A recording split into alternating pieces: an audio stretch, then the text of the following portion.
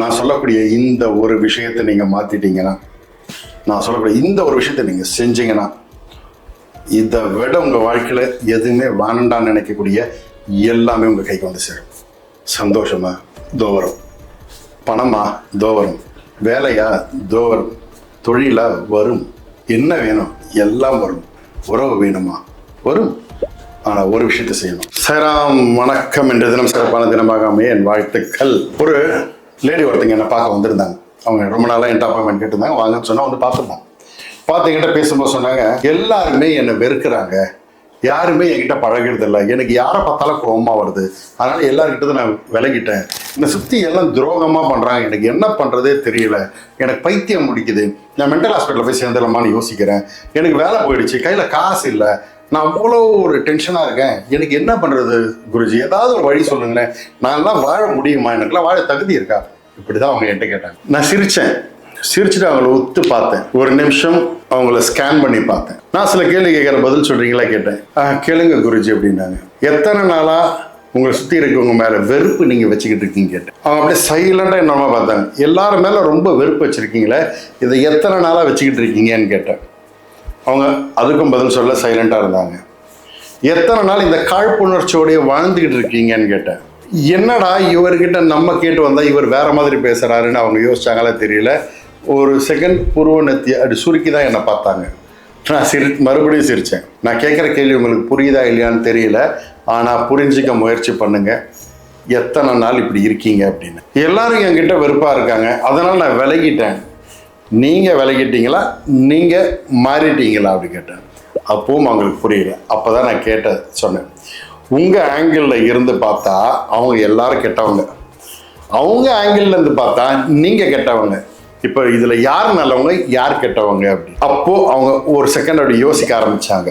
நான் சொன்னேன், எம்மா ஒன்று புரிஞ்சுக்கங்க, ஒரே ஒரு விஷயம் அவங்களுக்கு சொல்லித்தரேன், அதை மட்டும் செய்கிறீங்களா, செஞ்சால் நீங்கள் வாழ்க்கையில் இறந்த அத்தனையுமே உங்களுக்கு தேடி வரும்.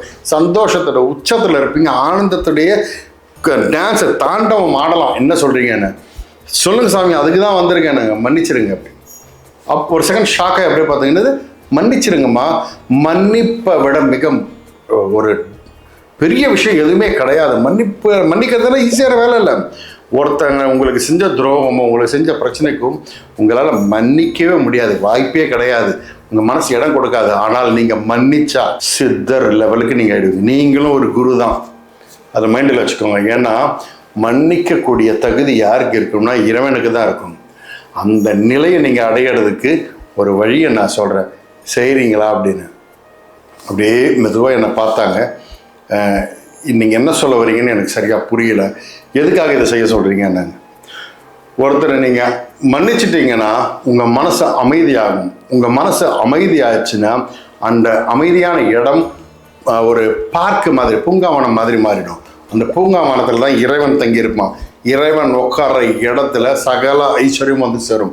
நீங்கள் நினச்சதெல்லாம் நடக்கும். அதுக்கு ஒரு முதல் படி மற்றவங்களை மன்னிப்பது. வெறுப்பை கொடுக்கும்போது அந்த எனர்ஜி, நெகட்டிவ் எனர்ஜி அவங்க மேலே போய் விழும்போது அவங்க எனர்ஜியாக இருந்தாங்கன்னா பட்டு திரும்ப உங்களுக்கு ரிட்டர்ன் அடிக்கும். அந்த ரிட்டர்ன் அடிக்கும்போது அது உங்களுக்கு 2 மடங்காக வந்து விழுந்துடும். அப்போ பாதிப்பு உங்களுக்கு தானே. வேணுமா, மன்னிச்சிடுங்க, மன்னிச்சு விடுங்க. இதை விட வேறு என்ன வேணும்? அவங்க செய்த கர்மாவுக்கு கடவுள் பார்த்துப்பான். உங்கள் கர்மாவை நீங்கள் சரி பண்ணிக்கோங்க. இதுதான் கர்மாவை கழிக்கும் வழி அப்படின்னு கொஞ்சம் அப்படியே யோசிச்சுக்கிட்டு, சரி குருஜி நீங்கள் சொல்கிறத செய்கிறேன், நான் முயற்சி பண்ணி பார்க்குறேன், நல்லது, நான் சொல்கிறேன், எழுதிக்கங்க, இந்த மந்திரத்தை தினமும் சொல்லுங்கள், வாழ்க்கை பெருசாக மாறும் அப்படின்னு. என்ன சாமி இது மந்திரம் இல்லை, உங்கள் வாழ்க்கையை மாற்றக்கூடிய ஒரு பொக்கிஷம், எழுதிக்கங்க அப்படின்னு. எழுதிக்கிட்டாங்க. நான் சொல்கிறேன் அதே விஷயத்த உங்களுக்கு சொல்கிறேன், செய்யுங்க, ஓகேங்களா? அவங்க எழுதுனாங்க, நான் சொன்ன மாதிரி ப்ராக்டிஸ் பண்ணாங்க, வாழ்க்கை மாறிச்சு, ஜாப் கிடச்சிது, வருமானம் வந்தது, சந்தோஷமாக இருக்காங்கன்னு சொல்லிட்டு கொஞ்ச நாள் கழிச்சு எனக்கு ஃபோன் பண்ணி சொன்னாங்க. நமக்கு தேவை அது தானே, அதுக்கு தானே எல்லாரும் கஷ்டப்பட்டுட்டு இருக்குது. உங்களுக்கும் அந்த மாற்றம் வர்றதுக்கு உண்டான இந்த மந்திரத்தை சொல்கிறேன், நோட் பண்ணிக்கங்க. ஓ மனமே அமைதியாயிரு, சந்தோஷமாயிரு, ஆனந்தமாயிரு. எல்லாரையும் நான் மன்னித்து விட்டேன், எல்லோரையும் மன்னித்து விட்டேன், இவனையும் மன்னித்து விட்டேன், அவனையும் மன்னித்து விட்டேன், என்னையும் மன்னித்து விட்டேன். ஆனந்தத்தின் உச்சத்தில் இருக்கிறேன், சந்தோஷத்தின் உச்சத்தில் இருக்கிறேன். அனைவரையும் மன்னித்து விட்டேன். இன்று சந்தோஷம் எனக்குள் வந்து என்னை காத்து கொண்டிருக்கிறது, என்னை ஆனந்தமாக வைத்துக் கொண்டிருக்கிறது. கடவுளின் அனுகிரகம் என் உடல் முழுவதும், மனம் முழுவதும் முழுவதும் வந்து என்னை ஆசீர்வதித்துக் கொண்டிருக்கிறது. இறைவன் என்னை காப்பாற்றுவார். நான் வணங்கும் குருமார்கள் என்னை காப்பாற்றுவார்கள். அனைவரும் என்னுள் இருந்து என்னை ஆசீர்வதிக்கிறார்கள். ஓ மனமே, அமைதியாயிரு. இந்த வாழ்க்கையை தந்த இறைவனுக்கு நன்றி, நன்றி, நன்றி, நன்றி. இந்த வாசகம் தான் டெய்லி அவங்களை சொல்ல சொன்னேன். இதோடைய பலன் இழந்த வேலையும் கிடைச்சது, இழந்த மரியாதையும் கிடைச்சது, இழந்த சொந்தங்கள் கிடைச்சது, பந்தங்கள் கிடைச்சது, பணம் கிடைச்சது, நிம்மதி கிடைச்சது, சந்தோஷம் கிடைச்சது, எல்லாமே கிடைச்சது. மனசு அமைதியாக வைக்கிறத விட வேற என்ன வேணும் நமக்கு? இதை தினமும் காலையில் 11 முறை சொல்ல சொன்னேன். பெட்லேருந்து எந்திரிச்சோன்னே நைட்டு படுக்கிறதுக்கு முன்னாடி மெதுவாக 11 முறை சொல்லுங்கன்னு சொன்னேன். பண்ணுங்க, நான் சொன்ன இந்த வார்த்தைகளை அப்படியே மனப்பாடம் பண்ணுங்கன்னு சொன்னேன். அவங்க மனப்பாடம் பண்ணாங்க.